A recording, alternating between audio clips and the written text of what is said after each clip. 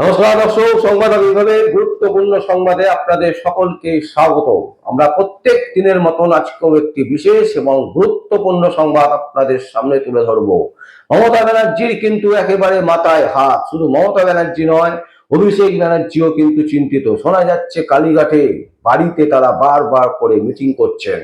তার কারণ হচ্ছে এসআইআর আমরা দেখতে পেলাম 90 লক্ষেরও বেশি ভোটারের নাম বাদ গেছে। আর এই বাদ যাওয়ার ফলে মমতা ব্যানার্জির কিন্তু একেবারে মাথায় হাত পড়েছে। শুধু মমতা ব্যানার্জি নয়, তার দলের বিভিন্ন নেতা নেত্রীরা কিন্তু এখন এই মুহূর্তে চিন্তিত।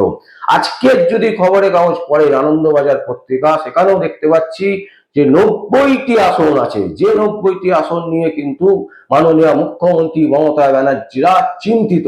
তারা কিন্তু এই মুহূর্তে একেবারে বারবার করে নিজেদের মধ্যে আলোচনা করছে যে এই পুরো পরিস্থিতির মোকাবেলা কিভাবে করা যায়। কারণ 90 লক্ষর বেশি যে ভোটার বাদ গেছে, এটা কিন্তু একটা বিরাট চিন্তার কারণ হয়ে দাঁড়িয়েছে তৃণমূল কংগ্রেসের সুপ্রিমোর মুখ্যমন্ত্রী মমতা ব্যানার্জির।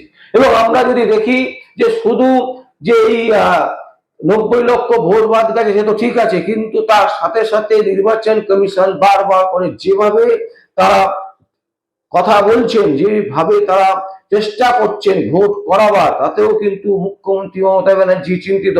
কারণ ইতিমধ্যে রাজ্য জুড়ে প্রায় 2 লক্ষ আধা সেনাবাহিনী এবং সেনাবাহিনী পাঠানো হয়েছে, যারা বিভিন্ন বুথের বাইরে, বুথ যেখানে জ্যাম করে সেখানে, এমনকি পোলিং স্টেশন যে ভেতরে যেখানে ভোট দেন সাধারণ মানুষ, যেখানে ভোট দেন তার ঠিক বাইরেটায় মানে দরজার সামনেও কিন্তু এবারে একেবারে মুড়ে দেওয়া হচ্ছে আধা সেনাবাহিনী এবং সেনাবাহিনী দিয়ে। এবং তার সাথে সব থেকে বড় গুরুত্ব বিষয় সেটা হচ্ছে সিসিটিভির ফুটেজ। মানে প্রতিটি বুথে সিসিটিভি থাকছে এবং সেখানে যদি কোনোভাবে দেখা যায় কোনো বুথে জ্যাম হচ্ছে বা কোনো বুথে যদি দেখা যায় ভোট গ্রহণ আটকে যাচ্ছে, তাহলে কিন্তু সেই বুথে আবার নির্বাচন হবে। মানে আবার সেই বুথে মানে ফের নির্বাচন করতে হবে, সেই বুথে কিন্তু রিপোলিং আবার হবে। সুতরাং এই জায়গায় দাঁড়িয়ে কিন্তু তৃণমূল কংগ্রেসের সুপ্রিমো এবং অভিষেক ব্যানার্জি তারা কিন্তু ভীষণভাবে চিন্তিত।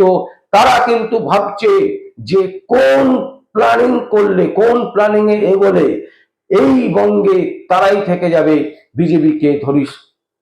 বিজেপিকে তারা আটকে দিতে পারবে। কারণ বিজেপি যেভাবে চাল চেলে এগোচ্ছে, তাতে করে মমতা ব্যানার্জি এবং অভিষেক ব্যানার্জি কিন্তু এই মুহূর্তে বারবার বলছি দর্শক চিন্তিত। এবং শুধু তাই নয়, নির্বাচন কমিশন বলছে যে যদি কোনো বুথে সঠিকভাবে ভোট না হয় তাহলে যেমন রিপোলিং হবে, তার সাথে সাথে আমরা দেখব যে কোনো অবস্থাতেই কোনো বুথে যেন জ্যাম না হয়, কোনো হুমকি নয়, কোনো চমকানো নয়, কোনো রক্ত নয়, কোনো হিংসা নয়। একেবারে এই মর্মে কিন্তু নির্বাচন কমিশন রীতিমতো হুঁশিয়ারি দিয়েছেন বাংলার নেতা নেত্রীদেরকে। এবং তাদের ভাষায় স্পষ্ট যে এইবারে শান্তিপূর্ণ ভোট করাতে একেবারে বদ্ধপরিকর নির্বাচন কমিশন। যে কারণে 2 লক্ষেরও বেশি ইতিমধ্যে আধা সেনাবাহিনী জওয়ান যারা, তারা কিন্তু ইতিমধ্যে পশ্চিমবঙ্গে চলে এসছে। বিভিন্ন জায়গায় রুট ম্যাপ করে তারা কিন্তু তাদের কাজ শুরু করে দিয়েছে। নির্বাচন কমিশন বলছে যে রাজ্যে এই প্রথম রক্তক্ষয়ী হবে না, রাজ্যে প্রথম নির্বাচনে কোনো মানুষ মারা যাবে না, রাজ্যে প্রথম কোনো মানুষকে হুমকির সম্মুখীন হতে হবে না, রাজ্যে প্রথম কোনো মানুষকে ধমকানো যাবে না। যদি এই ধরনের ঘটনা কোনো বুথের সামনে ঘটে তাহলে সেই বুথে কিন্তু পুনর্নির্বাচন হবে। তার মানে বিরাট বড় একটা যে চাপ তৈরি হলো, সেই চাপের কাছে কিন্তু তৃণমূল কংগ্রেস এখন এই মুহূর্তে চিন্তিত তারা ভোটটা কিভাবে করাবেন। এবং বলা হচ্ছে আরো কষ্ট করে নির্বাচন কমিশন বলছেন যে বুথের ভেতরে যে এজেন্ট রাখার যে প্রচলিত নিয়ম আছে, সম্ভবত তারা এই এজেন্ট রাখতে দেবেন না। এজেন্ট কোনো অবস্থাতেই বুথের ভেতর থাকবে না, এই ধরনের চিন্তা ভাবনা কিন্তু তারা এখন ইতিমধ্যে করছেন। তবে আগামী দিনে এটা কি হবে না তার সিদ্ধান্ত কিন্তু এখনো আসেনি।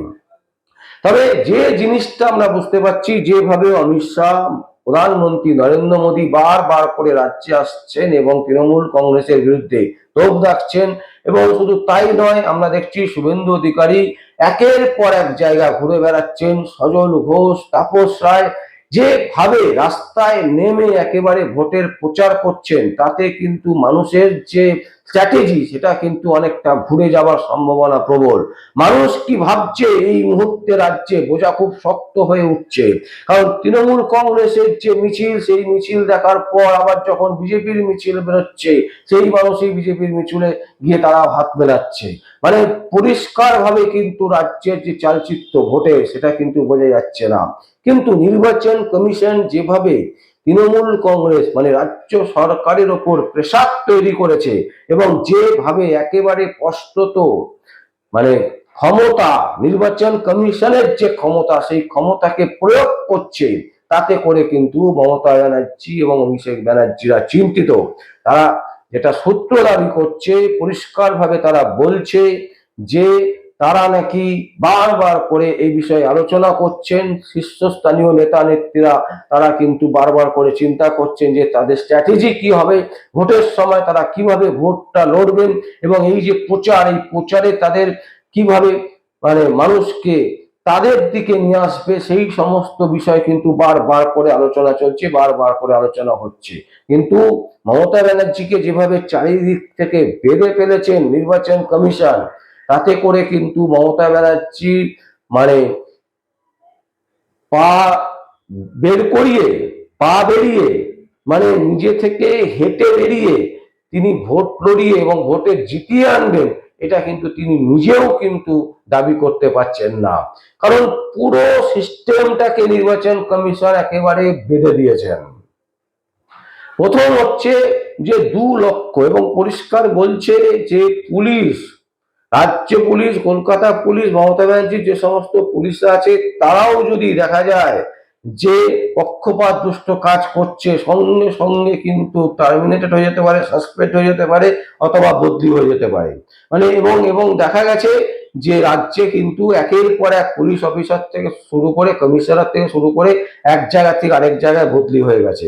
সুতরাং নির্বাচন কমিশন কিন্তু স্পষ্ট যে বার্তাটা দিচ্ছে, সেটা হচ্ছে পশ্চিমবঙ্গে কোনো অবস্থাতেই রক্তক্ষয়ী ভোট হবে না। পশ্চিমবঙ্গে এই ভোটে যাতে কোনো মানুষ মারা না যায় তাকে নিশ্চিত করতে হবে, এবং পশ্চিমবঙ্গে কোনো হুমকি, কোনো ধুমকি, কোনো চমকানো এই ধরনের ক্রিয়াকলাপ কোনো অবস্থাতেই মেনে নেবে না নির্বাচন কমিশন। যার ফলে তৃণমূল কংগ্রেস এই মুহূর্তে কিন্তু রাজ্যের যে ভোট, বিধানসভা, এই বিধানসভা ভোটে কিন্তু একটা বিরাট চাপ তৈরি হয়েছে তাদের ওপর, এবং কি কলা কৌশল হবে আগামী দিনে সেই নিয়ে বারবার করে মিটিং চলছে, বারবার করে তাদের মধ্যে আলোচনা চলছে। কিন্তু স্পষ্টত বলা যেতে পারে মমতা ব্যানার্জি কিন্তু বিরাট চাপে আছে, তিনি দিশাহারা, তার দল দিশাহারা, অভিষেক ব্যানার্জি দিশাহারা, এবং অভিষেক ব্যানার্জি এই মুহূর্তে কি করবেন, কি করতে পারেন, তাও কিন্তু স্পষ্ট নয়। দর্শক, আমরা এই সংবাদ আপনাদের সামনে তুলে ধরলাম। যদি আপনাদের কোনো বক্তব্য থাকে, কোনো কমেন্টস থাকে, অবশ্যই আপনারা কমেন্ট বক্সে কমেন্ট করবেন। আর দেখতে থাকুন পরবর্তী সংবাদ, সংবাদ আবির্ভাবে। আমার নাম বিশ্বজিৎ পাল, সংবাদ আবির্ভাবের জন্য।